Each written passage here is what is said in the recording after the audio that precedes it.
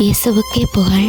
இயேசுவில் பிரியமானவர்களே, இன்று நம் ஆண்டவர் திருப்பாடல் 121 அதிகாரம் 3 வசனத்தினூடாக இவ்வாறு நம்மோடு பேசுகின்றார்.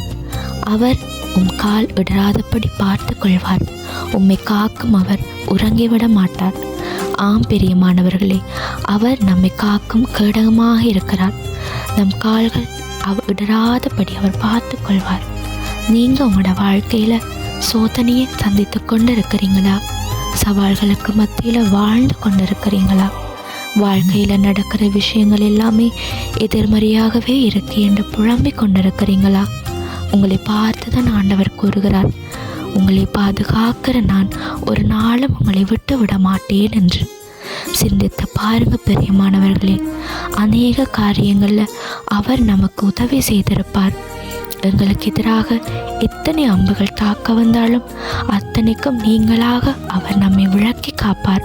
பிரியமானவர்களே, இன்று நான் உங்களுக்கு வாக்கு கொடுக்கிறேன்.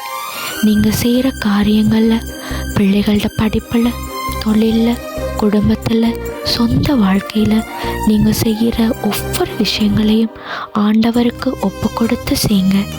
நீங்கள் ஒரு காரியத்தை தொடங்கும்போது அதற்காக ஆண்டவரோட பாதத்திலிருந்து ஜெபிச்சு ஆரம்பிச்சிங்கண்டா உங்களுக்கு தடுமாற்றமே இருக்காது.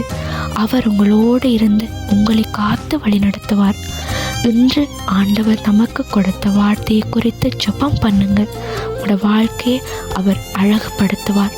அவரிலே பிரியமாயிருங்க, ஏனெனில் நம்மை காக்கிற தேவனாக அவர் இருக்கிறார்.